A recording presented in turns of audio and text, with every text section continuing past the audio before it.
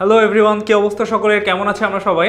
আশা করি আমরা সকলেই অনেক অনেক অনেক ভালো আছি। আজকে আমাদের বিজ্ঞান বইয়ের দ্বিতীয় অধ্যায় তথা জীবের বৃদ্ধি ও বংশগতি, এই অধ্যায়ের আমরা পার্ট 1 কিভাবে আসলে কোষ বিভাজন হয় বা কোষ বিভাজনের প্রকারভেদ এবং তার সাথে সাথে মাইটোসিস কোষ বিভাজনের পদ্ধতি। কোষ বিভাজনের প্রকারভেদের মধ্যে মাইটোসিস কোষ বিভাজন একটা গুরুত্বপূর্ণ কোষ বিভাজন, যার ফলে আসলে উদ্ভিদ এবং প্রাণীর সাধারণত আমাদের হচ্ছে যে উদ্ভিদ এবং প্রাণীর কি শারীরিক গঠন এবং শারীরিক বৃদ্ধি হয়ে থাকে, সেইটা গঠন সম্পর্কে আজকে আমরা পড়ব। আসলে উদ্ভিদের কোষের বা উদ্ভিদ এবং প্রাণীর কোষের আসলে কেন হচ্ছে যে আমাদের বংশবৃদ্ধি করার দরকার। দেখো, আমরা এক সময় হচ্ছে যে ছোট ছিলাম, আস্তে আস্তে আমরা বড় হয়েছি, তার মানে আমাদের কোষ বিভাজন হইতে হইতে, কোষ বড় হইতে হইতে, তোমাদের কোষ বেশি হতে হতে আমাদের শরীরে কি হয়েছে, আমাদের শরীর আস্তে আস্তে বৃদ্ধি ঘটছে। তো এইরকম কয়েক প্রকার হচ্ছে যে কোষ বিভাজন আছে, যেমন 3 প্রকার, একটা হচ্ছে অ্যামাইটোসিস, একটা মাইটোসিস এবং মিওসিস। সো এই 3টা প্রকারভেদ আজকে আমরা ক্লাসের মতো অনেক ভালো মতো করে জানবো। সো ক্লাসের শেষ পর্যন্ত আমরা যদি করি তাহলে আমরা এই ক্লাসের মধ্যে যে 3 প্রকার কোষ বিভাজন আছে, এই 3 প্রকারের মধ্যে 2 প্রকার সম্পর্কে আমরা একটু ভালো মতো করে ধারণা পারবো এবং আশা করি পরের ক্লাসে পরবর্তী যেটা আছে সেটা সম্পর্কে ভালো মতো করে ধারণাটা আমরা নিতে পারবো। তো আমরা ফার্দার ডিলে না করে আমরা যদি একটু ক্লাসের মধ্যে চলে যাই, আমরা হচ্ছে যে আজকে ক্লাসে কি করব অলরেডি আমি তোমাদেরকে বললাম যে আজকে হচ্ছে যে আমরা সাধারণত পড়বো কোষ বিভাজনের প্রকারভেদ।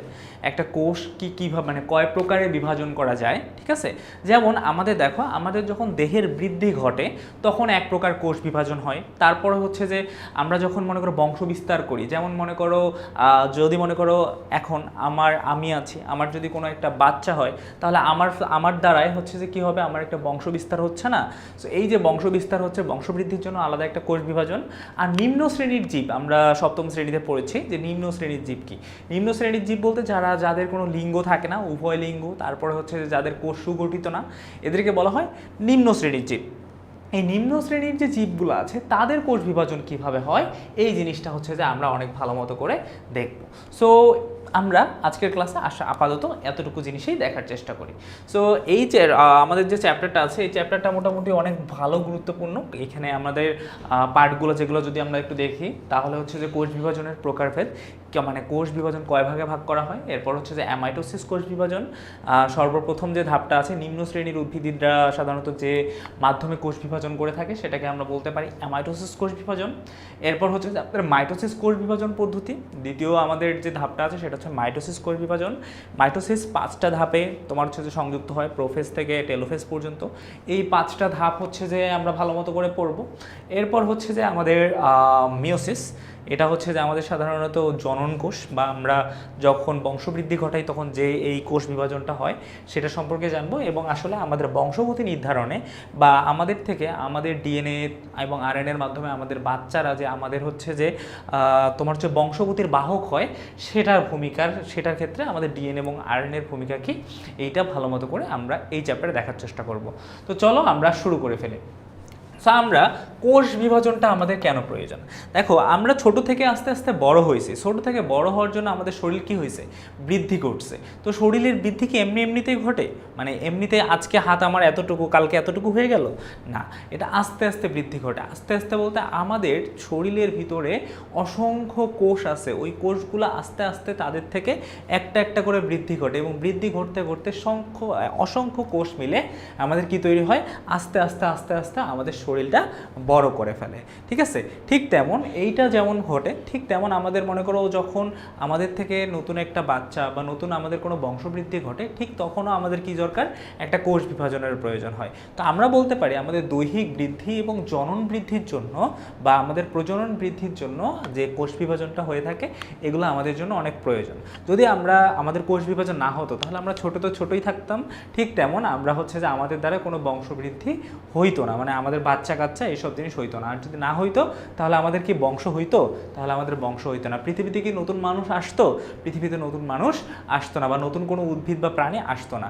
তো এই কারণেই আমাদের কোষ বিভাজনটা অনেক বেশি জরুরি। এই কোষ বিভাজনের ফলে পৃথিবীতে কি হচ্ছে, প্রতিটা প্রাণী তোমার হচ্ছে যে আস্তে আস্তে বড় হচ্ছে এবং প্রতিটা প্রাণী তাদের বাচ্চা কাচ্চা তৈরি করতে পারতেছে বা বাচ্চা কাচ্চা কি করতে পারতেছে, জন্ম দিতে পারতেছে। এর জন্য আমাদের কোষ বিভাজনের অবদান অপরিসীম। সো কোষ বিভাজন হচ্ছে যে, যেমন আমাদের যদি মানবদেহের কথা বলি, আমাদের মানবদেহ শুধুমাত্র একটা মাত্র কোষ থেকেই তৈরি, ঠিক আছে? আমাদের মানবদেহ যেটা আছে শুধুমাত্র একটা কোষ থেকেই তৈরি, সেটার নাম হচ্ছে শুক্রাণু। ওই শুক্রাণু আমাদের শরীরে যখন মানে ওই শুক্রাণু থেকে আমরা আস্তে আস্তে পরবর্তীতে তোমার হচ্ছে যে একটা পুরো মানুষ হয়ে গেছে, এবং এক সময় আমরা বাচ্চা হিসাবে জন্মগ্রহণ করছি, এর পরবর্তীতে মাইটোসিস কোষ বিভাজনের মাধ্যমে আমরা আস্তে আস্তে আস্তে আস্তে আস্তে বড় হয়েছি। সো কোষের মধ্যে আমাদের মাইটোসিসের কাজ কি? মাইটোসিসের কাজ হচ্ছে আমাদের দেহের বংশবৃদ্ধি, আমাদের দেহের হচ্ছে কি, আমাদের দেহের বৃদ্ধি ঘটানো, আর মিওসিসের কাজ হচ্ছে আমাদের বংশবৃদ্ধি ঘটানো। সো দুইটার দুই রকম কাজ। সো দেখো, আমরা এই যে কোষ বিভাজনগুলো আছে, এই কোষ বিভাজনকে পুরো বিজ্ঞানীরা পুরো 3টা ভাগে ভাগ করছে, ঠিক আছে? কয়টা ভাগে ভাগ করছে? 3টা ভাগে। একটা হচ্ছে অ্যামাইটোসিস, একটা হচ্ছে মাইটোসিস, একটা হচ্ছে মিওসিস। তো আমরা তো মাইটোসিস আর মিওসিসটা দেখলাম। মাইটোসিস এবং মিওসিস কি করে? প্রাণী এবং উদ্ভিদের, মানে মাইটোসিস যেটা করে প্রাণী এবং উদ্ভিদের তোমার হচ্ছে যে বৃদ্ধি করে, শারীরিক বৃদ্ধি করে, আর মিওসিস কি করে? বংশ বৃদ্ধি করে। তাহলে ভাইয়া অ্যামাইটোসিসের কাজ কি? অ্যামাইটোসিস হচ্ছে সাধারণত নিম্ন শ্রেণীর যে জীবগুলো আছে, মনে করো আমাদের ক্ষেত্রে আমাদের পুরুষ লিঙ্গ আছে, স্ত্রীলিঙ্গ আছে, এর ফলে কি করে আমরা হচ্ছে যে বংশ বৃদ্ধি ঘটাই। কিন্তু এই যে আমাদের অ্যামাইটোসিসটা আছে, ও কীভাবে বংশ বৃদ্ধি ঘটায়? বা ব্যাকটেরিয়া, শৈবাল, ছত্রাক, বা যেগুলো একদম নিম্ন শ্রেণীর জীব, নিম্ন শ্রেণীর জীব বলতে যাদের কোষ সুগঠিত না, তারা কিভাবে কোষ বিভাজন ঘটায়? সো তাদের কোষ বিভাজন ঘটানোর সিস্টেমটা আলাদা। তাদের তো লিঙ্গ নাই, তার মানে যদি তাদের লিঙ্গ না থাকে তাহলে কিভাবে তারা কোষ বিভাজন ঘটাবে? ঘটাতে তো পারবে না। সো তারা এই জন্য একটা আলাদা একটা নিয়ম ফলো করে। ওই নিয়মে তারা কি করে থাকে? তারা তাদের কোষটা বিভাজিত করে থাকে, ঠিক আছে? সো অ্যামাইটোসিস কাদের ক্ষেত্রে হয়? নিম্ন শ্রেণীর যে জীবরা আছে তাদের জন্য অ্যামাইটোসিস কোষ বিভাজনটা ঘটে থাকে। সো এই গেল আমাদের 3 প্রকার কোষ বিভাজন। সো অ্যামাইটোসিস কোষ বিভাজনটা আগে যদি একটু পড়ি, এটা খুবই সহজ একটা কোষ বিভাজন, এবং এটা কোথায় ঘটে থাকে? আমি অ্যাজ ইউজুয়াল আমি বললাম যে এটা নিম্ন শ্রেণীর জীবের ক্ষেত্রে ঘটে থাকে। সো অ্যামাইটোসিস সাধারণত নিম্ন শ্রেণীর যে জীবগুলো আছে এই শ্রেণীর জীবগুলোতে ঘটে থাকে। যেমন তোমার হচ্ছে এককোষী প্রাণী, যাদের শুধুমাত্র একটা কোষ আছে, যেমন ব্যাকটেরিয়া, হ্যাঁ, তারপরে কিছু ইস্ট, অ্যামিবা ইত্যাদিতে পরিদর্শিত হয়। এবং এই বিভাজনে প্রথমে নিউক্লিয়াস বিভাজিত হয়ে দুটি অপত্য নিউক্লিয়াসের সৃষ্টি করে। অপত্য মানে কি? অপত্য মানে শিশু। অপত্য মানে কি? অপত্য মানে হচ্ছে শিশু নিউক্লিয়াসের সৃষ্টি করে, এবং এরপরে সাইটোপ্লাজম ক্রমান্বয়ে সংকুচিত হয়ে তোমার হচ্ছে যে বিভক্ত হয়ে দুইটি অপত্য কোষের সৃষ্টি করে।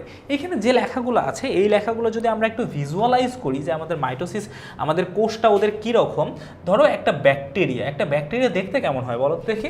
একটা ব্যাকটেরিয়া মনে করো দেখতে এরকম হয়, হ্যাঁ। ধরো এটা একটা ব্যাসিলাস, একটা ব্যাসিলারি ব্যাকটেরিয়া, হ্যাঁ, ব্যাকটেরিয়া।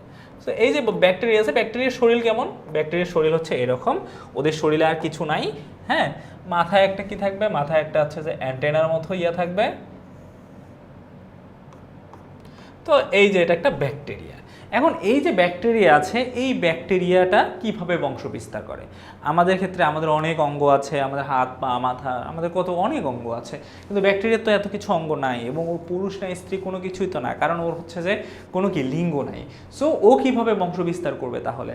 সো এই যে ব্যাকটেরিয়া আছে, এই ব্যাকটেরিয়াটাকে যদি আমরা একদম ভালো মতো করে জুম করে অনেক ভালো মতো করে দেখতে চাই যে ভাইয়া এই ব্যাকটেরিয়াটা আসলে কীরকম, বা এই ব্যাকটেরিয়াটার কোষ কীরকম, সো এই ব্যাকটেরিয়াটা যদি আমরা ভালো মতো করে দেখি, এটা কোষটা হচ্ছে অনেকটা এরকম। যে এই যে ব্যাকটেরিয়াটা তোমরা দেখতে পাচ্ছ, এইটার যে কোষটা আছে, হ্যাঁ, এর কোষের মধ্যে একটা নিউক্লিয়াস থাকে। এই দেখো, এইটার বাহিরের আবরণ এবং এর মধ্যখানটা আমরা নিউক্লিয়াস বলতে পারি। সো এই যে আমরা যদি একটু ভালো মতো করে দেখি যে এটা নিউক্লিয়াসটা মনে করো এইরকম করে নিউক্লিয়াস হয়ে আছে, যে এটা একটা নিউক্লিয়াস। সো এর শুধুমাত্র একটা মাত্র কোষ থাকে। সো এইটা ধরো তার কোষ, ওকে। এবং এই যে এটা তার নিউক্লিয়াস। এটা কি? এই যে সম্পূর্ণ জিনিসটা আমরা দেখতে পাচ্ছি, এই সম্পূর্ণ জিনিসটা কি? ওর নিউক্লিয়াস।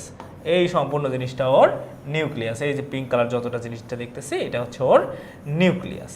এখন এই যে আমাদের হচ্ছে যে কোষটা আছে, এই কোষটা তাহলে কিভাবে বিভাজিত হয়? সো এই কোষটা বিভাজিত হওয়ার একটা উপায় আছে, অনেক সুন্দর একটা উপায় আছে। সো এই কোষটা ধরো এইরকম যখন থাকে, 1 নাম্বার ধাপে ওই কোষটা কীরকম হয়? একটু লম্বাটে হয়ে যায়। ওই কোষটা একটু লম্বাটে হয়ে যায়, এইরকম একটু লম্বাটে হয়ে যায়, আস্তে আস্তে একটু লম্বাটে হয়ে যায়। লম্বাটে হয়ে যাওয়ার পর এটার যে কোষটা আছে, নিউক্লিয়াসটা আছে, ওই নিউক্লিয়াসটাও এরকম হয়ে যায়। এই নিউক্লিয়াসটাও এরকম হয়ে যায়। সেম আমরা যখন দেখতে পাচ্ছি এর নিউক্লিয়াসটাও একদম এরকম হয়ে যায়। পরবর্তীতে যেটা হয়, পরবর্তীতে এইখান থেকে আমাদের যে ইয়াটা আছে, কোষটা আছে, সেটা একটু ডাম্বেল আকৃতির হয়। এরকম করে এইরকম আকৃতির সে রূপ ধারণ করে, এইরকম আকৃতির সে রূপ ধারণ করে। এবং আমাদের এই যে নিউক্লিয়াসটা আছে, নিউক্লিয়াসটাও কি করে একদম আট আকৃতি ধারণ করে থাকে, এইরকম একটা ডাম্বেল আকৃতি ধারণ করে।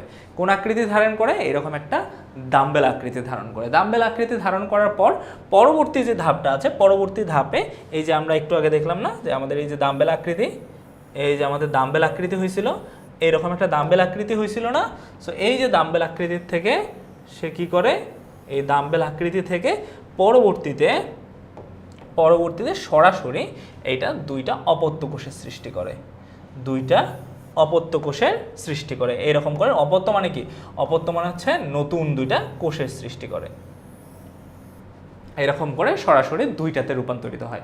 তার মানে প্রথমে দেখো এই যে একটা ব্যাকটেরিয়া আছে, এই ব্যাকটেরিয়াটাকে সুন্দর মতো করে একটা থেকে কিভাবে হয়ে যায়, এটা এরকম করে একটা কোষ থেকে দুইটা কোষে রূপান্তরিত হয়ে যায়, এরকম করে দুইটা ব্যাকটেরিয়া পরিণত হয়।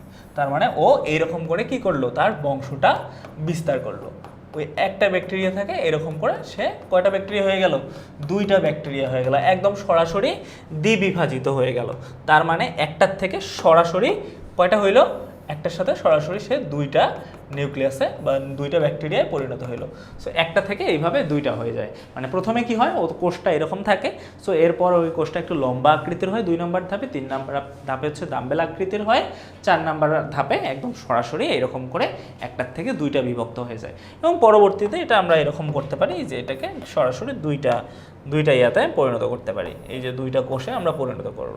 সো এরকম করে আমরা বলতে পারি যে আমাদের দুইটা কোষে পরবর্তীতে পরিণত হইল। এইভাবে আমরা কি করি, একটা ব্যাকটেরিয়া দুইটা ব্যাকটেরিয়াতে পরিণত হয়। সো তাদের ক্ষেত্রে এই কোষ বিভাজনটা সরাসরি হয়ে থাকে। সো এই জন্য এদেরকে কি বলা হয়, ডাইরেক্ট কোষ বিভাজনও বলা হয়, বা সরাসরি কোষ বিভাজন হয়ে থাকে। একটা কোষ সরাসরি দুই ভাগ হয়ে থাকে, ঠিক আছে? মনে করো প্রথমে এরকম থাকে, ওই কোষটা আস্তে আস্তে বড় হয়, বড় হওয়ার পর ওই কোষটা একটু লম্বা হয়, লম্বা হওয়ার পর ডাম্বেল আকৃতি গ্রহণ করে, এবং ডাম্বেল আকৃতি গ্রহণ করার পর এই দুইটার কি হয়, উপরেরটা দুইটা কোষের নিউক্লিয়াস আলাদা হয়ে যায় এবং পরবর্তীতে সাইটোপ্লাজম আলাদা হয়ে যায়। সো আমাদের এটা কি, এই যে অংশটা আমরা দেখতে পাচ্ছি, এই যে এই অংশটা দেখতে পাচ্ছি, এই সাদা অংশটা, এটা হচ্ছে সাইটোপ্লাজম। এটা কি? এটার নাম হচ্ছে সাইটোপ্লাজম। এটাকে আমরা বলবো সাইটোপ্লাজম, এটাকে আমরা বলতেছি সাইটোপ্লাজম। আর এই যে মাঝখানে আমাদের এই যে পিঙ্ক কালার এরিয়াটা দেখতে পাচ্ছ, এটা কি? এটা হচ্ছে আমাদের নিউক্লিয়াস, এটা হচ্ছে আমাদের নিউক্লিয়াস। আর এই নিউক্লিয়াসের মধ্যে থাকে ডিএনএ, আরএনএ। এই নিউক্লিয়াসের মধ্যে থাকে ক্রোমোজোম, ডিএনএ, আরএনএ, সব কিছু এখানে থাকে। সো আমরা বলতে পারি, দেখো এখন যদি আমরা সুন্দর মতো করে অ্যামাইটোসিস কোষ বিভাজনটা বুঝতে চাই, আমরা সরাসরি এরকম করে বলবো যে আমাদের যে ব্যাকটেরিয়া অথবা যে কোনো একটা নিম্ন শ্রেণীর জীবের একটা কোষ সরাসরি দুইটা কোষে পরিণত হয়। কিভাবে? প্রথমে হচ্ছে যে সাইটোপ্লাজম এবং নিউক্লিয়াস কি হয়, একটু লম্বা আকার ধারণ করে। পরবর্তীতে কি হয়, পরবর্তীতে সাইটোপ্লাজম এবং তোমার হচ্ছে যে নিউক্লিয়াস আছে, ওইটা কি হয়, ডাম্বেল আকৃতিতে রূপ নেয়। ডাম্বেল আকৃতিতে রূপ নেওয়ার পর কিছুক্ষণের মধ্যে নিউক্লিয়াসটা কি হয়ে যায়, নিউক্লিয়াসটা একদম সরাসরি দুই ভাগে বিভাজিত হয়ে যায়, হ্যাঁ। এবং পরবর্তীতে কি হয়ে যায়, সাইটোপ্লাজম দুই ভাগে বিভাজিত হয়ে যায়। এটাই হচ্ছে আমাদের তোমার হচ্ছে অ্যামাইটোসিস কোষ বিভাজন। দেখো একদম সেম। এই বিভাজনে প্রথম নিউক্লিয়াসটি বিভক্ত হয়ে, প্রথমে নিউক্লিয়াস বিভক্ত হয়ে দুটো অপত্য কোষের সৃষ্টি করে, পরে যে সাইটোপ্লাজম আছে ওই সাইটোপ্লাজম, দেখো প্রথমে নিউক্লিয়াস বিভক্ত হয়েছে না, পরে সাইটোপ্লাজম বিভক্ত হয়েছে। সো আমরা বলতে পারি প্রথমে নিউক্লিয়াস বিভক্ত হয়ে তোমার হচ্ছে যে দুই দিকে হয়ে যায়, এবং পরবর্তীতে সাইটোপ্লাজম বিভক্ত হয়ে দুইটা অপত্য কোষের সৃষ্টি করে। সো এটা সব থেকে সরলতম কোষ বিভাজন। মানে এটা খুবই ইজি, জাস্ট ডাইরেক্ট বিভাজিত হয়ে যায়, ডাইরেক্ট বিভাজিত হয়ে যায়। এই জন্য এটাকে আমরা কি বলি, সাইটোপ্লাজম। এটাকে এই জন্য আমরা এটাকে সরাসরি বা সব থেকে সহজ কোষ বিভাজনও বলতে পারি। এবং এটা কোন কোষে হয়, এটা আদিকোষ এবং এককোষী উদ্ভিদে হয়ে থাকে।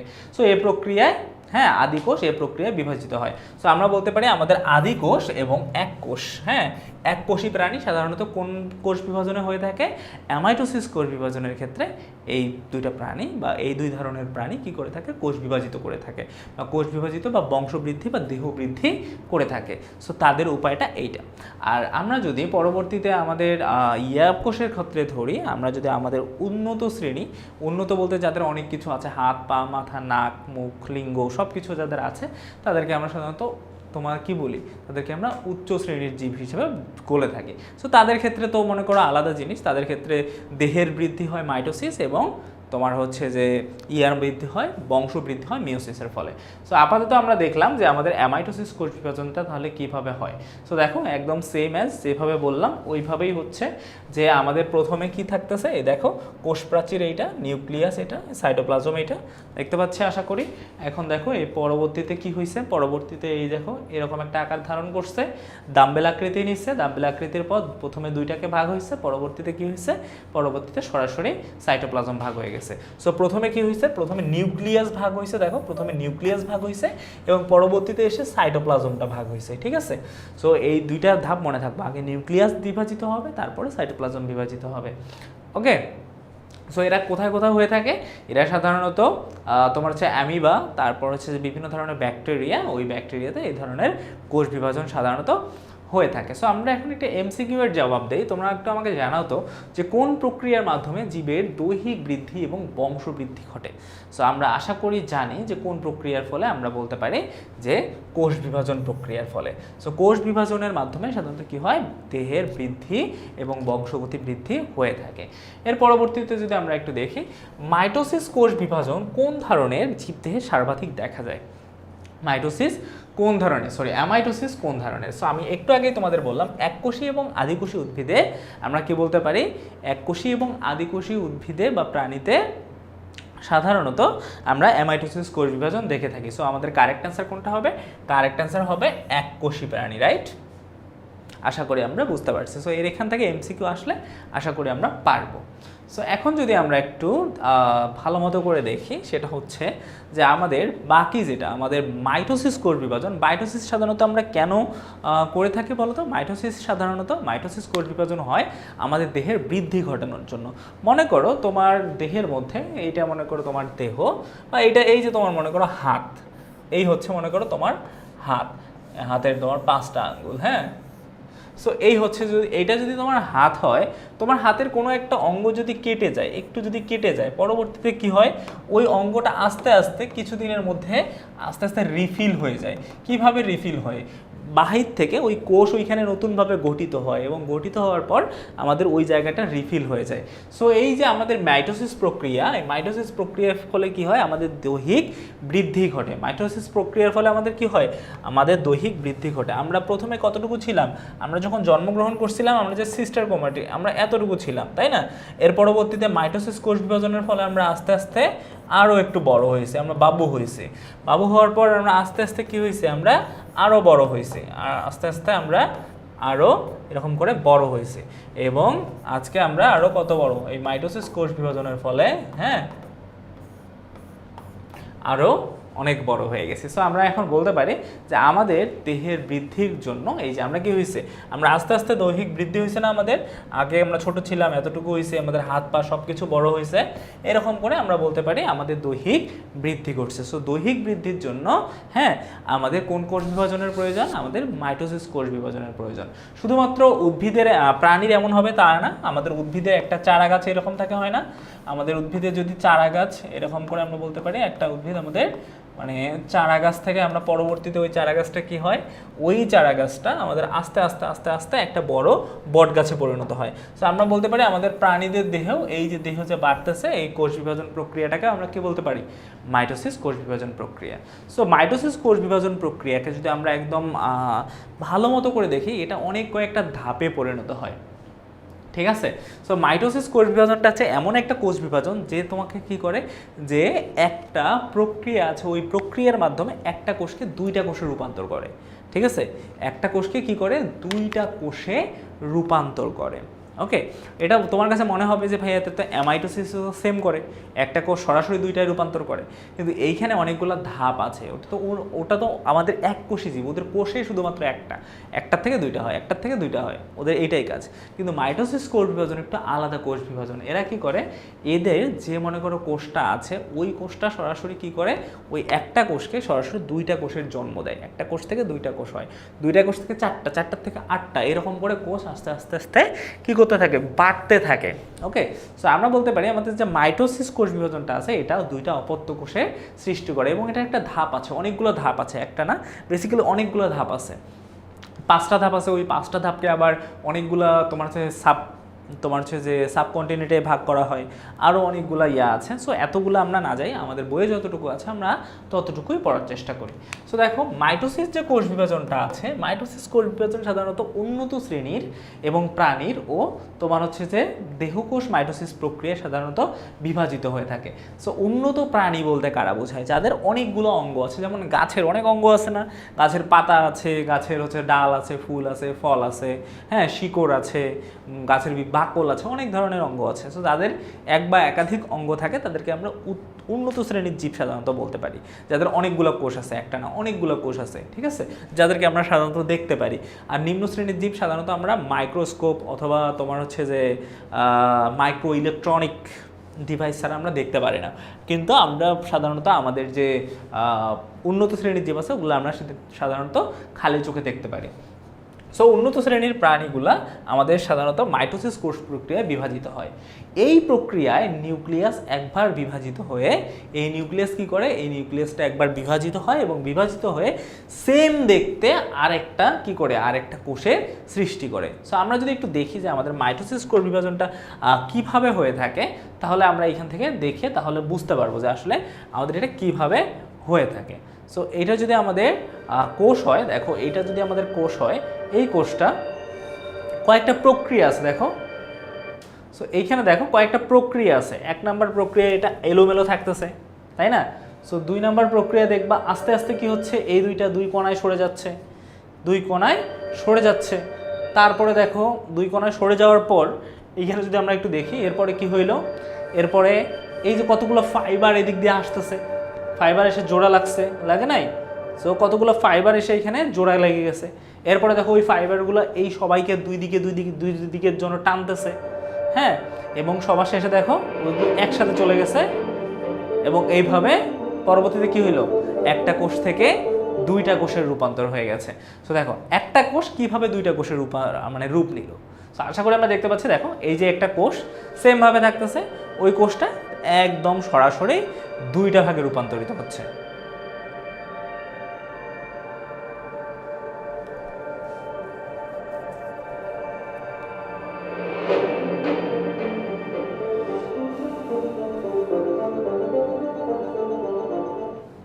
সো এই যে আমাদের ধাপগুলো আছে, এই ধাপেই সাধারণত একটা কোষ থেকে 2টা এইভাবেই পরিণত হয়। সো এটাই হচ্ছে আমাদের মাইটোসিস কোষ বিভাজন পদ্ধতি।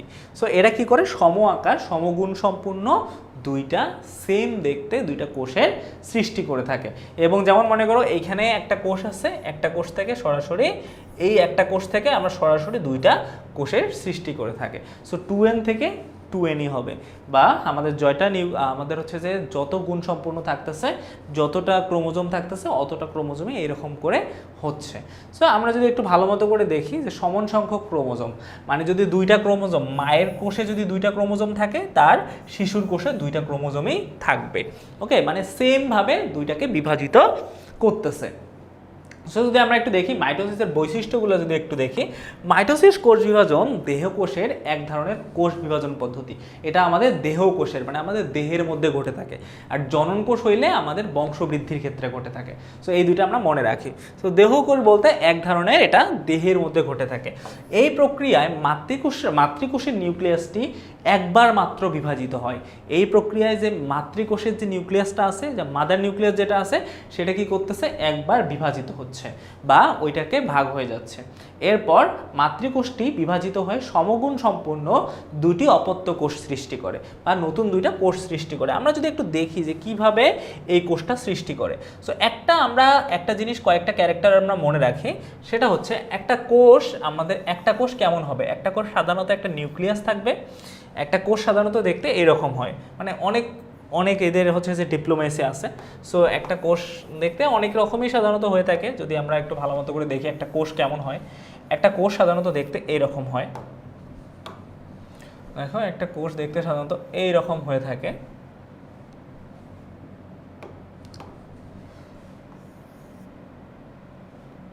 একটা কোষ সাধারণত এইরকম আর কি হয়।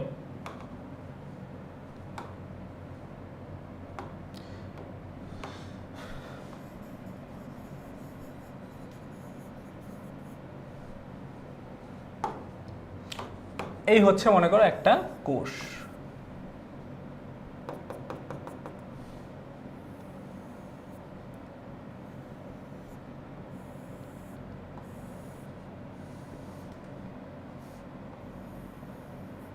এই হচ্ছে আমাদের একটা কোষ। কোষে সাধারণত দেখতে একদম সেম অ্যাজ এইরকম হয়। এখানে আরও কিছু কিছু পদার্থ থাকে। সো এইরকম কয়েকটা তোমার হচ্ছে জিনিস থাকে এবং এই মাঝখানের জিনিসটা ইম্পর্টেন্ট। এটা হচ্ছে আমাদের নিউক্লিয়াস, এটা হচ্ছে আমাদের নিউক্লিয়াস, এটা হচ্ছে পুরা কোষ এবং এটা হচ্ছে নিউক্লিয়াস। সো কোষ বিভাজনে আমরা এইরকম করে দেখবো না, এই কোষটাকে আমরা একটু মানে মডিফাই করি। সো মডিফাই, এই কোষটাকে আমরা সাধারণত বলতে পারি এই কোষটা আমাদেরকে এইরকম করে দেখবো। এরকম বলতে কি, কোষ প্রথমে এইরকম থাকে, ধরো এইটা হচ্ছে আমাদের কোষ প্রাচীর, বাহিরের যে কোষ প্রাচীরটা আছে এটাকে আমরা এরকম করে ধরলাম এবং এই কোষ প্রাচীরের মধ্যে নিউক্লিয়াসটাকে আমরা এরকম করে ধরলাম যে এটা একটা নিউক্লিয়াস, বাকি জিনিসগুলো আমরা আপাতত বাদ দিলাম। সো এই হচ্ছে আমার নিউক্লিয়াস। এই নিউক্লিয়াস থাকার পর আমাদের যে কোষটা আছে, এই বাকি জিনিসগুলো অত্যন্ত ক্ষুদ্র, অনেক ছোট ছোট, তাই ওদেরকে দেখাটা খুব একটা সম্ভব হয় না। হ্যাঁ, সো এইরকম করে থাকে এবং মাঝখানে এই যে বস্তুগুলো আছে, এই সেন্ট্রোমিয়ার দুইটা থাকে একসাথে, এরকম দুইটা সেন্ট্রোমিয়ার থাকে এবং তোমার হচ্ছে যে কিছু এরকম করে ক্রোমোজোম থাকে, এগুলোকে বলা হয় ক্রোমোজোম। সো ক্রোমোজোম কয়টা থাকে, 4 জোড়া থাকে। কয় জোড়া থাকে, মানে 4টা ক্রোমোজোম থাকে। সো কয়টা, এর জন্য এটাকে 2n বলা হয়। ক্রোমোজোম কয়টা থাকে, 2n থাকে, মানে তোমার হচ্ছে যে 4টা থাকে। ঠিক আছে, এমন 4টা থাকে, একটা দুইটা ধরো তিনটা, এই একটা 4টা, ধরো এরকম 4টা ক্রোমোজোম থাকে, এই জন্য ওটাকে 2n বলা হয়। ঠিক আছে, মানে দুই জোড়া ক্রোমোজোম থাকে আর কি। সো প্রথমে কোষটা কীরকম থাকে, এইরকম থাকে দেখতে, এইটা কোষ দেখতে এইরকম। এর পরবর্তীতে কি হয়, এর পরবর্তীতে আমরা ওই যে পিকচারে যেমনটা দেখলাম, সেটা হচ্ছে এই যে আমরা কোষটা দেখতে পাচ্ছি, এই কোষটা সেম অ্যাজ মনে করো এটার এই যে এরকমই থাকলো এবং ভিতরের দিকে একটু পরিবর্তন হয়। ভিতরের দিকে পরিবর্তন বলতে কীরকম হয়, এই যে ক্রোমোজোমগুলো আছে, এই ক্রোমোজোমগুলো একটু মনে করো কি হয়, এরকম করে সোজা আকৃতির হয়ে থাকে এবং পরবর্তীতে আমাদের হচ্ছে যে নিউক্লিয়াসটা আছে, ওই নিউক্লিয়াসটা এখানেই থাকে এবং হচ্ছে যে ওই নিউক্লিয়াস যে এখানে থাকে এবং এর মাঝখানে কি হয়, এই যে দুইটা স্টারের মতো দেখতে পাচ্ছি আমরা, ওই দুইটা স্টারের মতো যে জিনিসগুলো আছে, ওই দুইটা স্টারের মতো জিনিস কোথার দিকে চলে আসে, এই দুই সাইডের দিকে চলে আসে, এই দুই সাইডের দিকে চলে আসে। দ্বিতীয় ধাপে আসলে এই কাজটা হয়। সো এটা একটা কোষ, এইটা একটা কোষ, এটার প্রথম ধাপে কোষটা এরকম থাকে, এটা কোষকে আমরা এরকম দেখতে পাই, এটা একদম অনেক জুম করে এটা এরকম একটা কোষ। সো এই কোষটাকে আমরা এরকম দেখতে পাই। প্রথমে কি হয়, প্রথমে এরকম করে 1 নাম্বার ধাপে এরকম থাকে, 2 নাম্বার ধাপে স্টারগুলো দুই দিকে চলে যায়, 3 নাম্বার ধাপে কি করে, ওই স্টারগুলা জালের মতো ফেলা শুরু করে দেয়। ওই যে স্টার দুইটা আমরা দেখতেছি, ওই স্টার দুইটা আমরা দেখতেছিলাম, ওই স্টার দুইটা দেখো, এই যে আমাদের স্টার দুইটা দেখলাম আমরা, ওই যে স্টার দুইটা আছে, ওই স্টার দুইটা একটা এরকম করে কি করে, এরকম একটা তোমার হচ্ছে যে যন্ত্রের মতো সৃষ্টি করে, এটাকে বলা হয় স্পিন্ডল যন্ত্র। ঠিক আছে, এইরকম কি তৈরি করে, একটা যন্ত্রের মতো সৃষ্টি করে দেয় বা দুইটা এরকম লাইন সৃষ্টি করে দেয়। সো লাইন সৃষ্টি করে দেওয়ার পর আর নিউক্লিয়াসগুলো বা ক্রোমোজোম যেগুলো ছিল আমাদের, ওই ক্রোমোজোমগুলো এটা এর সাথে সাথে লেগে যায়, এর সাথে সাথে লেগে যায় ক্রোমোজোমগুলো এবং আমাদের যে কোষ প্রাচীর আছে সেটা এইরকম করে থাকে এবং আমাদের নিউক্লিয়াস কি করে, আমাদের যে নিউক্লিয়াস আছে এই নিউক্লিয়াসটা তোমার হচ্ছে যে নিউক্লিয়াসের, এটাকে বলা হয় নিউক্লিওলাস। সো আমরা কাকে দেখতেছি, আমরা বেসিক্যালি এই জিনিসটাকে দেখতেছি। কোনটাকে দেখতেছি, এই জিনিসটাকে, শুধুমাত্র এই যে নিউক্লিয়াসটা আছে এইটা, বাকি অংশগুলো বাদ, এই নিউক্লিয়াসটা দেখতে এরকম, এইখান থেকে প্রথম ধাপে এরকম হইলো, দ্বিতীয় ধাপে সেটা এরকম হইলো, পরবর্তী যে ধাপটা আছে পরবর্তী ধাপটায় আমাদের কি হয়, আমাদের এই ধাপে এসে আমাদের নিউক্লিয়াস বিলুপ্ত হয়ে যায়। এই ধাপে এসে আমাদের নিউক্লিয়াস আর থাকে না, মানে এটা একদম বিলুপ্ত হয়ে যায়, মানে আস্তে আস্তে সেটা কি হয়ে যায়, একদম বিলুপ্ত হয়ে যায়, এটা আর থাকে না, এটা একদম বিলুপ্ত হয়ে যায়। প্রথম ধাপে থাকে, দ্বিতীয় ধাপে এসে একটা হালকা থাকে, মানে একটু একটু থাকে, এবং তৃতীয় ধাপে এসে কি হয়ে যায়, সেটা একদমই বিলুপ্ত হয়ে যাওয়ার মতো এরকম ঘটে থাকে। এবং তারপরের দিকে এই নিউক্লিয়াসটা কি হয়, এর পরের দিকে যেটা কাজ হয় সেটা হচ্ছে, এর পরের দিকে যেটা হয়, এই যে ক্রোমোজোমগুলো আমরা দেখতে পাচ্ছি, এই ক্রোমোজোমগুলা তোমার হচ্ছে যে এই রকম হওয়া শুরু করে, একদম এইটা অনেক বেশি সাদৃশ্য হয়, এটা একদম এই যে দুইটা যে সেন্ট্রোমিয়ার আছে, এই দুইটা কোথায় থাকে, একদম যে মাঝখানে যে থাকার অংশটা আছে এটা আরও বড় হয়, হ্যাঁ, এবং এই যে যন্ত্রটা আছে এটা একদম এরকম একটা যন্ত্রের রূপ নেয়, এরকম একটা যন্ত্রের রূপ নেয়, এটাকে বলা হয় স্পিন্ডল যন্ত্র। সো এরকম করে তারপরে কি হয়, এই ধাপটা চলে আসে, এবং এই ধাপে যে ক্রোমোজোমগুলো আমরা দেখতে পাই, এই ক্রোমোজোমগুলো সাধারণত এইরকম হয়, এই ক্রোমোজোমগুলো সাধারণত এইরকম হয়, এটা সবাই সবার সাথে লেগে থাকে। সো এটা এইরকম হয়ে থাকে, এবং পরবর্তীতে আরও যে ধাপগুলো আছে ওই ধাপে সাধারণত এগুলো কি হয়, এগুলো সাধারণত একদিক থেকে আরেক দিক যাওয়া শুরু করে, এই যে দিকটা আছে এই দিকে এইরকম করে যাওয়া শুরু করে ক্রোমোজোমগুলো,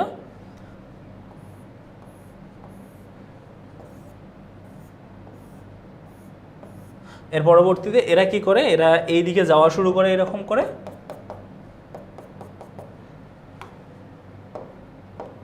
আমাদের ক্রোমোজোমগুলো আছে এই ক্রোমোজোমগুলো এইদিকে দুইজনে একদম মাঝখান দিয়ে বিভক্ত হয়ে দুই দিকে এরকম করে ছেড়ে যাওয়া শুরু করে, এবং পরবর্তীতে কি হয়, পরবর্তীতে এই দুইটা যাওয়ার পরবর্তীতে এই যে ক্রোমোজোমগুলো দুই দিকে যাওয়া শুরু করে, এবং শেষের দিকে কি হয়, শেষের দিকে সবগুলো ক্রোমোজোম একসঙ্গে গিয়ে মিলিত হয়, এইরকম করে সবগুলো ক্রোমোজোম একসঙ্গে গিয়ে মিলিত হয়ে দুইটা, এই যে সবগুলো ওইদিকে যাচ্ছে, এদিকে গিয়ে দুইটা অপত্য কোষের সৃষ্টি করে,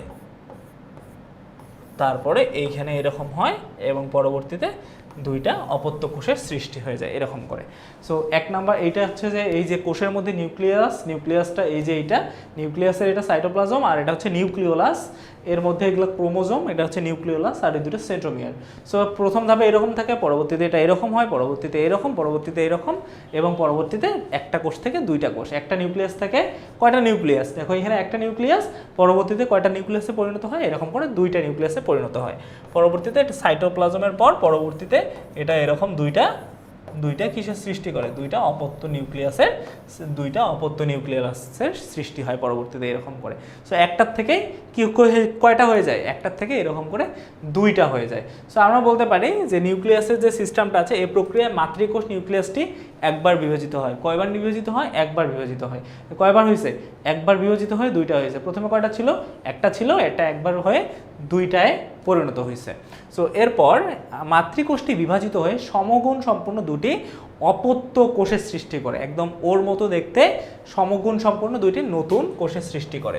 এ ধরনের বিভাজন মাতৃকোষের ক্রোমোজোমের সংখ্যা, মাতৃকোষে জয়টা ক্রোমোজোম ছিল আমরা যখন তৈরি করি তখন ওরে জয়টা ক্রোমোজোম ছিল, যখন তৈরি হয়েছে ওরও ঠিক তয়টা ক্রোমোজোমই থাকবে, একটাও কম বেশি হবে না, ঠিক আছে, যার ফলে কি করে থাকে, আমাদের ক্রোমোজোমের সংখ্যা অপরিবর্তিত থাকে, মানে ওরও জয়টা থাকে, ও চাইল্ড যেটা হয়েছে ওই চাইল্ডেরও একদম ঠিক তয়টা পরিমাণে ক্রোমোজোমই থাকবে। দেখো কিভাবে ক্রোমোজোম থাকবে, এইখানে যদি চারটা থাকে, দেখো এইখানে চারটা থাকতেছে, এইখানে চারটা থাকতেছে, কিন্তু যখন ভাগ করতেছে এই মাঝখানে একটা সেন্ট্রোমিয়ার আছে, এই সেন্ট্রোমিয়ারটা ভাগ হয়ে এই ক্রোমোজোমটাকে দুই ভাগ হয়ে অর্ধেক যাচ্ছে এইদিকে, অর্ধেক যাচ্ছে এইদিকে, চারটা যাচ্ছে এইদিকে, চারটা যাচ্ছে ওইদিকে, যার ফলে কি হচ্ছে, একটা ক্রোমোজোমকে ছিঁড়ে দুইটা হয়ে যাচ্ছে, ছিঁড়ে দুইটা হয়ে এদের সংখ্যাও সমান হচ্ছে, এদের সংখ্যাও সমান হচ্ছে, এর ফলে এইখানেও চারটা যাচ্ছে, এইখানেও চারটা যাচ্ছে, ফলে এইখানেও চারটা হবে, এইখানেও চারটাই হচ্ছে।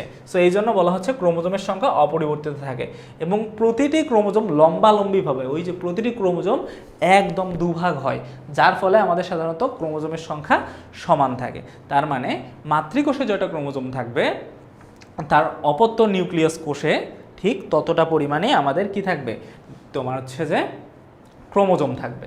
সো আমরা এটা আস্তে আস্তে হচ্ছে যখন কোষ বিভাজন দেখব অনেক ভালো মতো করে, প্রতিটা ধাপের জন্য আমরা সময় পাবো, প্রতিটা ধাপে অনেক সুন্দর মতো করে আর্ট করে করে আমরা বোঝার চেষ্টা করবো যে কীভাবে এই কাজটা হচ্ছে। এবার দেখো মাইটোসিস কোষ বিভাজন নিউক্লিয়াসযুক্ত জীবদেহে ঘটে থাকে। সো যাদের কোষ প্রকৃত কোষ, যাদের কোষের মধ্যে নিউক্লিয়াস আছে তাদের কোষেই এটা ঘটে থাকে। এবং এটা কোথায় ঘটে? দেহকোষের মধ্যে ঘটে, মানে দেহের মধ্যে ঘটে।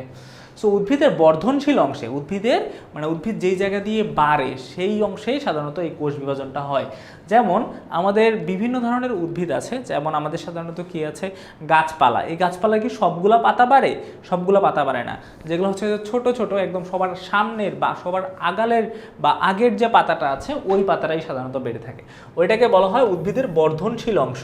ঠিক আছে, মানে যেই অংশটা সব থেকে তোমার হচ্ছে যে বাড়ে, ঠিক আছে, ওই অংশের ভাজক টিস্যুর মধ্যে সাধারণত কি হয়ে থাকে, ভাজক টিস্যুর মধ্যে এই মাইটোসিস কোষ বিভাজনটা ঘটে থাকে।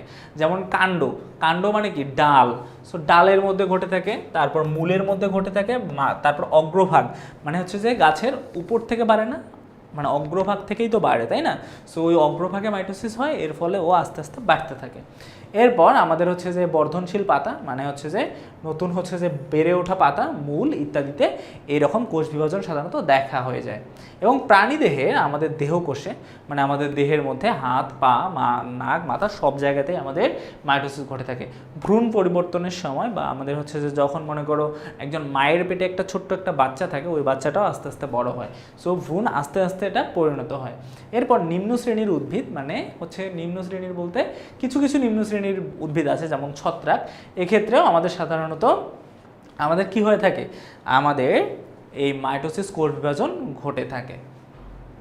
সো মাইটোসিস দুইটা পর্যায়ে সম্পূর্ণ হয়। মাইটোসিস কয়টা পর্যায়ে সম্পূর্ণ হয়? দুইটা পর্যায়ে সম্পূর্ণ হয়। একটা হচ্ছে যে ক্যারিওকাইনেসিস আর একটা হচ্ছে সাইটোকাইনেসিস।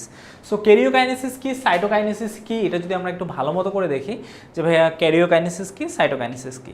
প্রথমে আমাদের কি হয়, আমরা যখন একটা নিউক্লিয়াসকে বিভক্ত করি বা একটা নিউক্লিয়াস যখন বিভাজিত হয়, শুধুমাত্র একটা কোষ থেকে দুইটা কোষের মধ্যে শুধু নিউক্লিয়াসও তো নাই, বাকি অঙ্গগুলো তো আছে, সাইটোপ্লাজমও তো আছে, তাদেরকেও তো বিভাজিত হইতে হবে, তাই না?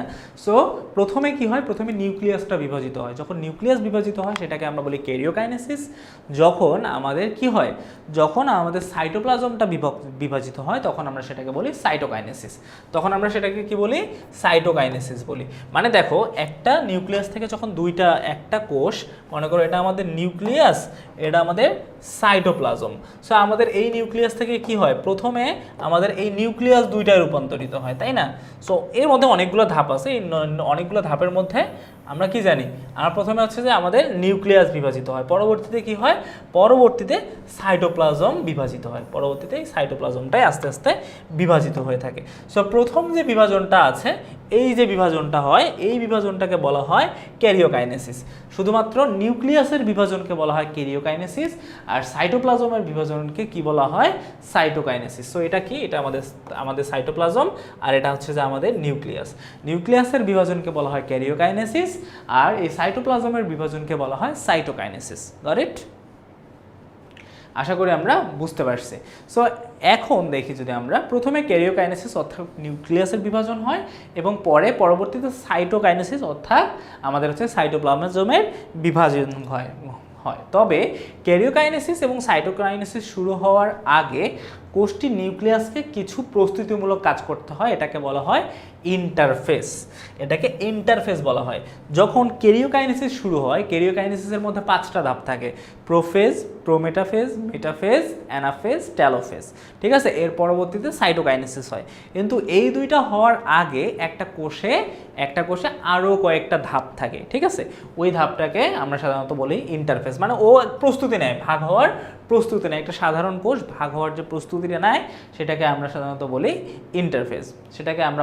ইন্টারফেস। তো এই জিনিসটা যদি আমরা একটু ভালো মতো করে দেখার চেষ্টা করি, দেখো আমাদের প্রথমে কি হয়, আমাদের কোষ বিভাজন আমরা যদি একটু ভালো মতো করে দেখি, এই হচ্ছে আমাদের কোষ বিভাজন। আমাদের যে কোষ বিভাজন আছে, এই কোষ বিভাজনকে আমরা কয়টা ভাগে ভাগ করতে পারি, 2টা ভাগে। একটা হচ্ছে যে আমাদের ক্যারিওকাইনেসিস, একটা হচ্ছে আমাদের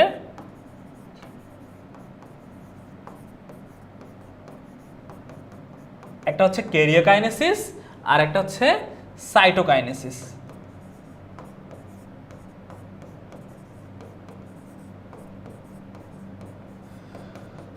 একটা হচ্ছে সাইটোকাইনেসিস। এই দুইটাকে সাধারণত আমরা এই ভাগে ভাগ করতে পারি। এখন দেখো আমাদের যে ক্যারিওকাইনেসিস আছে আর এই সাইটোকাইনেসিসটা যে আছে,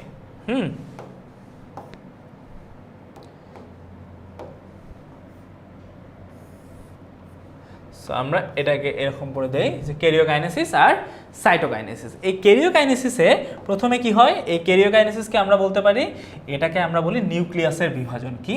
নিউক্লিয়াসের বিভাজন।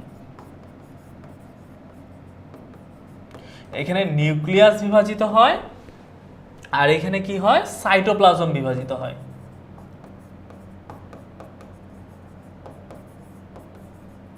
এখানে সাইটোপ্লাজমের বিভাজন ঘটে। এখন আমাদের যদি এই ক্যারিওকাইনেসিসটাকে ভালো মতো করে দেখি, এই ক্যারিওকাইনেসিস 5টা ধাপে প্রভাবিত হয়, 5টা ধাপে ভাগ হয়। এক নাম্বার হচ্ছে যে আমাদের প্রোফেজ, ঠিক আছে, মানে প্রোফেজ ধাপ, একটা নিউক্লিয়াস সাধারণত অবস্থায় থাকে। এরপর প্রোমেটাফেজ, এই 5টা ধাপে আসলে হয়ে থাকে। ওই যে আমরা একটু আগে 5টা ধাপ দেখলাম না, 1 2 3 4 5 এরকম কয়েকটা ধাপ দেখলাম না, এই ধাপগুলোকে এইরকম ধাপটাকে 5টা ধাপ বলা হয়। সো এই 5টা ধাপে করা হয়। সো প্রোমেটাফেজ, তারপর হচ্ছে যে মেটাফেজ, তারপর অ্যানাফেজ,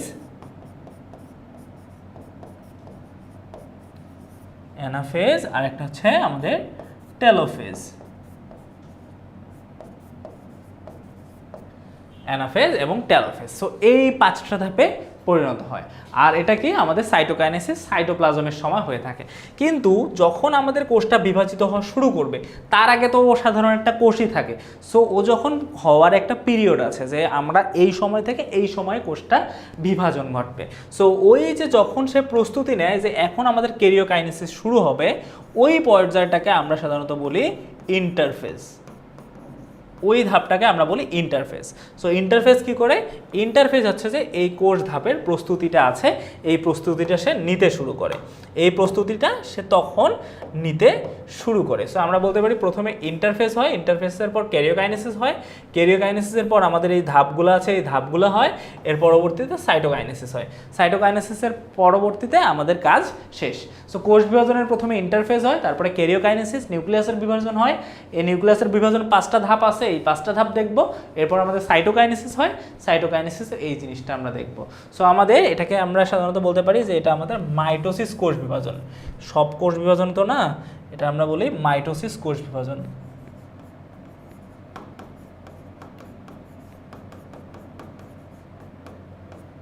মাইটোসিস কোষ বিভাজন।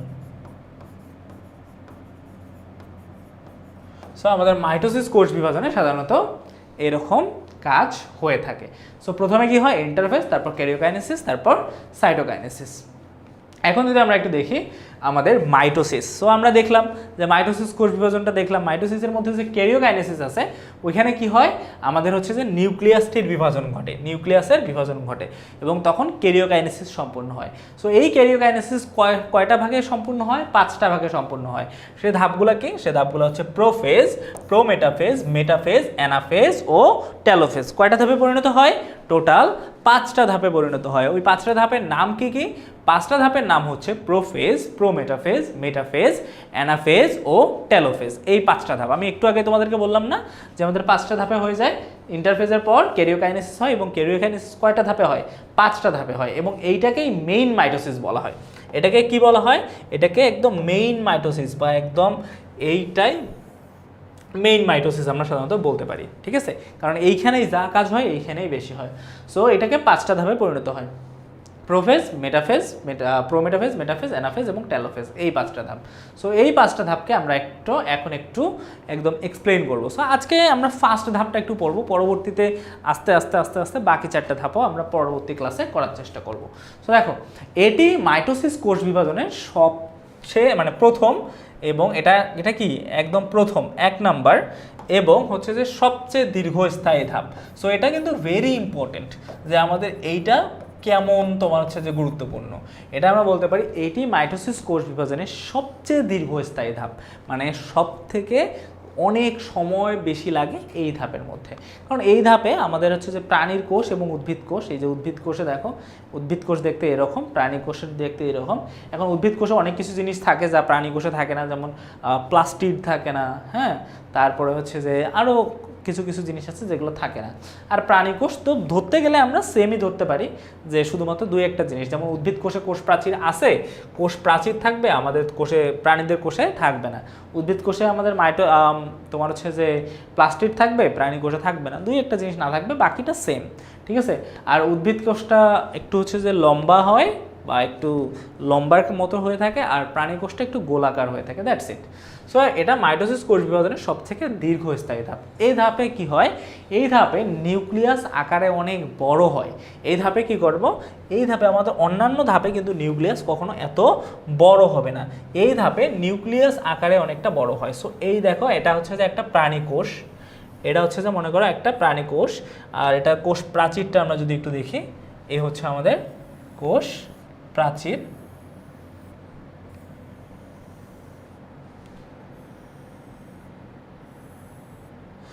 এই হচ্ছে আমার কোষ প্রাচীর। ওকে, সো আমরা কোষ প্রাচীর দেখতে পাচ্ছি, এইখান থেকে আমাদের কার বিভাজন হবে, নিউক্লিয়াসের বিভাজন হবে। সো আমাদের নিউক্লিওলাস কীরকম থাকতেছে, এইটা হচ্ছে আমাদের নিউক্লিয়াস, এই হচ্ছে আমাদের নিউক্লিয়াস।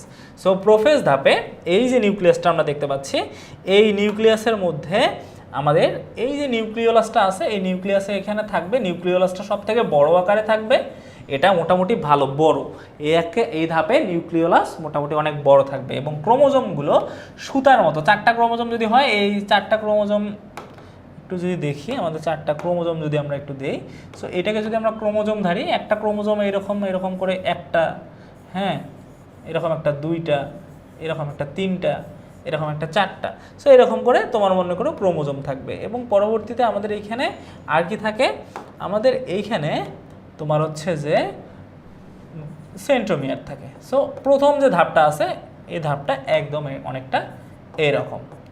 সো এই যে ধাপটা আছে, এই ধাপটা একদম এরকম, বাকি জিনিসগুলো বাদ দিলাম কোষের। সো এই যে নিউক্লিওলাসটা আছে বা নিউক্লিয়াসটা আছে, নিউক্লিয়াসের নিউক্লিওলাস, এটার নাম হচ্ছে নিউক্লিওলাস। এখানে কয়েকটা জিনিস আমরা জেনে রাখি, এটার নাম হচ্ছে নিউক্লিওলাস। এটার নাম কি, এটার নাম হচ্ছে নিউক্লিওলাস, এটার নাম হচ্ছে সেন্ট্রোমিয়ার, এটার নাম হচ্ছে আমাদের ক্রোমোজোম। ওকে, আর এটা হচ্ছে যে আমাদের কি, কোষ প্রাচীর, নিউক্লিয়াসের যে প্রাচীর আছে ওই প্রাচীর। সো এই 4টা জিনিস আগে আমরা মনে রাখি, নিউক্লিওলাস, তারপর হচ্ছে যে সেন্ট্রোমিয়ার, এরপর হচ্ছে যে আমাদের কি ক্রোমোজোম, এটা ক্রোমোজোম, আর এটা হচ্ছে যে আমাদের প্রাচীর, এই 4টা। কারণ এইখানে দেখো তার মানে কি কি থাকে, এই ধাপটায় ক্রোমোজোমগুলো সুতার মতো থাকে। আমি যদি লিখে দেই তাহলে জিনিসগুলো একদম তোমাদের জন্য বোঝার সুবিধার্থে থাকবে। সো আমরা এখানে বলি সেন্ট্রোমিয়ার, সেন্ট্রোমিয়ার, এটা নিউক্লিওলাস, ঠিক আছে, এটা হচ্ছে নিউক্লিওলাস, এটা হচ্ছে ক্রোমোজোম, আর এটা হচ্ছে প্রাচীর, নিউক্লিয়াস, প্রাচীর, ঠিক আছে। এই যে কয়েকটা আছে, সো এইখানে কি কি থাকে দেখো, এইখানে নিউক্লিওলাস থাকে, সেন্ট্রোমিয়ার দুইটা একসাথে থাকে, এরপর ক্রোমোজোম সুতার মতো করে এরকম পেঁচানো থাকে, এবং কোষ প্রাচীর যেটা আছে ওই প্রাচীরটা এখানে সুন্দর মতো করে থাকে। তো সব কিছু জিনিসে থাকে। দেখো এইখানে কোষের নিউক্লিয়াস আকারে বড় হয়, এক্ষেত্রে নিউক্লিয়াসটা আকারে অনেক বড় হবে। এরপর নিউক্লিয়ার জালিকা ভেঙে গিয়ে কতগুলো নির্দিষ্ট সংখ্যক আঁকাবাঁকা সুতার মতো, এই যে আঁকাবাঁকা সুতার মতো আমাদের অংশগুলা থাকে, এবং এগুলোকে কি বলে, এগুলোকে ক্রোমোজোম বলে। এরপর প্রতিটি ক্রোমোজোম লম্বালম্বিভাবে বিভক্ত হয়ে দুটি করে ক্রোমাটিড গঠন করে, এগুলো সেন্ট্রোমিয়ার নামক বিন্দুতে যুক্ত থাকে। এগুলা কোথায় থাকে, সবগুলা এই সেন্ট্রোমিয়ার যে আছে, এই প্রতিটা ক্রোমোজোম কার সাথে যুক্ত থাকে, সেন্ট্রোমিয়ারের সাথে যুক্ত থাকে। এই প্রতিটা ক্রোমোজোম সেন্ট্রোমিয়ারের সাথে এরকম করে যুক্ত থাকে। তো সেন্ট্রোমিয়ার যেটা আছে এটার সঙ্গে যুক্ত থাকে। প্রথমে এই যে নিউক্লিয়াসটা আছে, এই নিউক্লিয়াসটা আকারে অনেক বড় হয়, নিউক্লিয়াসটা আকারে এই ধাপে বড় হয় এবং এইখানে ক্রোমোজোমগুলো কার সাথে থাকে, একদম সুতার মতো সেন্ট্রোমিয়ারের সাথে যুক্ত থাকে এবং এটার প্রাচীর একদম ঠিকঠাক থাকে।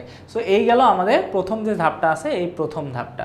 সো প্রথম যে ধাপটা আছে, এই প্রথম ধাপটার ফলে আমাদের পরবর্তীতে কি হয়, পরবর্তীতে দ্বিতীয় ধাপ হয়। দ্বিতীয় ধাপটা কি, দ্বিতীয় ধাপটা হচ্ছে আমরা যদি একটু ভালো মন্দ করে দেখি, সেম সিস্টেমটা পরবর্তীতে যেটা হয়, আমাদের কোষ যে প্রাচীরটা আছে, ওই প্রাচীরের মধ্যে থাকে আমাদের যে সেন্ট্রোমিয়ারটা আছে, এই যে সেন্ট্রোমিয়ার, এই সেন্ট্রোমিয়ার কোন দিকে চলে যায়, দুই দিকে চলে যাওয়ার চেষ্টা করে, দুই দিকে চলে যাওয়ার চেষ্টা করে।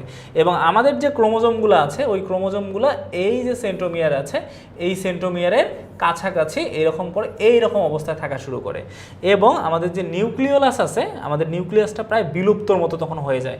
তখন নিউক্লিয়াসটা একটু বিলুপ্ত আকারের মতো হয়ে থাকে, এরকম করে বিলুপ্ত আকারের মতো ধারণ করে থাকে, এই রকম আকার ধারণ করে থাকে। সো এটাকে আমরা কি বলি, এটাকে সাধারণত আমরা বলি প্রোমেটাফেজ। এটাকে আমরা প্রোমেটাফেজও সাধারণত বলে থাকি। So prometaphase, metaphase, anaphase, telophase এগুলো আমরা পরবর্তীতে দেখবো আপাতত। সো আজকের ক্লাসে আমরা যতটুকু দেখলাম সেটা হচ্ছে যে আমাদের সাধারণত মাইটোসিস কোষ বিভাজন কিভাবে হয়। দেখো আমরা অ্যামাইটোসিস কোষ বিভাজন কিভাবে হয়, একটা থেকে সরাসরি দুইটায় পরিণত হয় নিম্ন শ্রেণীর জীবের জন্য। এরপর আমরা দেখলাম মাইটোসিস কোষ বিভাজন, এখানে যেমন কোষ আছে ঠিক তেমনই কি করে থাকে, একটা কোষ থেকে দুইটা কোষে রূপান্তরিত হয়। মায়ের কোষে যা কিছুই থাকে একদম ঠিক সেই অনুরূপ দুইটা কোষের সৃষ্টি হয়। ক্রোমোজোম কিভাবে হয়, আমরা কয়েকটা ধাপ দেখলাম যে এখানে কিভাবে একটা তোমার হচ্ছে নিউক্লিয়াস থেকে দুইটা নিউক্লিয়াসে পরিণত হয়। এরপর দেখলাম এটা কোন কোন জায়গায় মাইটোসিস হয় এবং মাইটোসিসের বিভিন্ন ধরনের ধাপ, ক্যারিওকাইনেসিস, সাইটোকাইনেসিস, এই জিনিসগুলো দেখলাম মাইটোসিস কোষ বিভাজনের ফলে। এরপর আমাদের ক্যারিওকাইনেসিসের 5টা ধাপ থাকে এবং 5টা ধাপের মধ্যে প্রোফেজটা দেখলাম।